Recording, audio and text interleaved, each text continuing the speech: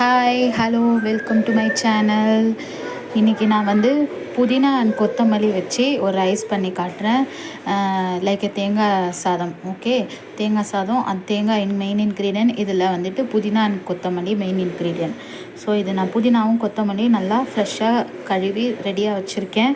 ஒரு 4-5 பச்சை மிளகா, ஒரு துண்டு இஞ்சி, 2 பல் பூண்டு, அப்புறம் 2 ஸ்பூனு கடலைப்பருப்பு, 1 ஸ்பூனு உளுத்தம்பருப்பு, 1/2 ஸ்பூன் சீரகம், 1 ஸ்பூன் கடுகு, 2 காஞ்ச மிளகா எடுத்து வச்சுருக்கேன், ஒரு ஆனியன் நறுக்கி வச்சுருக்கேன், அப்புறம் கோகோனட் தேங்காய் ஒரு 2 தேங்காய் பத்த அளவுக்கு இருக்கிறது நான் திருவி எண்ணெயில் லைட்டாக வதக்கி வச்சுருக்கேன். அதே எண்ணெயிலே கொஞ்சம் வேர்க்கடலையும் முந்திரி பருப்பும் வறுத்து எடுத்து வச்சுருக்கேன். அப்புறம் ஆயில் தேவையான அளவுக்கு, உப்பு தேவையான அளவுக்கு, கருவேப்பிலை, அப்புறம் பெருங்காயத்தூள். இதெல்லாம் தான் தேவையான பொருட்கள். வாங்க எப்படி பண்ணுறதுன்னு பார்க்கலாம். ஃபஸ்ட்டு மிக்ஸி ஜாரில் இந்த புதினாவையும் கொத்தமல்லியையும் இந்த பச்சை மிளகா, பூண்டு, அப்புறம் இஞ்சி, இது 3த்தையும் போட்டு நல்லா பேஸ்ட்டாக அரைச்சி ரெடியாக வச்சுக்கோங்க.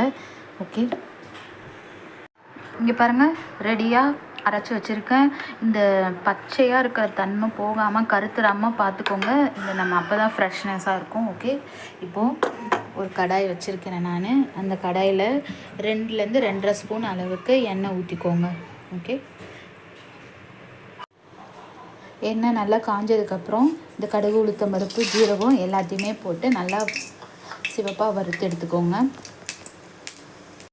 ஸோ கடுகு எல்லாம் பொரிஞ்சதுக்கப்புறமா இந்த வெங்காயமும் கருவேப்பிலையும் போட்டுக்க போகணும்.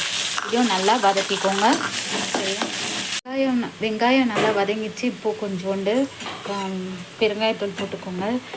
அடுத்தது இந்த புதினா, கொத்தமல்லி அரைச்சி வச்சுருக்கோம்ல, அது போட்டு நல்லா பச்சை வாசனை போகிற அளவுக்கு 10 மினிட்ஸ் போல் வதக்கணும். 10 மினிட்ஸ் ஆகிடுச்சு. இப்போது இந்த டைமில் இந்த கோகோனட்டு போட்டு இன்னொரு வாட்டி நம்ம நல்லா கலரி ரெடியாக வச்சுக்கணும். ரெடியாக இருக்குது. இப்போ நம்ம இதில் ஒயிட் ரைஸ் ஆல்ரெடி நான் வடித்து வச்சுருக்கேன், அதை போட்டு கலரிடணும், மிக்ஸ் பண்ணணும். ஓகே, நான் சாப்பாடு கொட்டி ஆற வச்சுருக்கேன். இதில் நம்ம 1 ஸ்பூன் அளவுக்கு கீ ஊற்றிக்கலாம். ஓகேங்களா, வாசனைக்காக.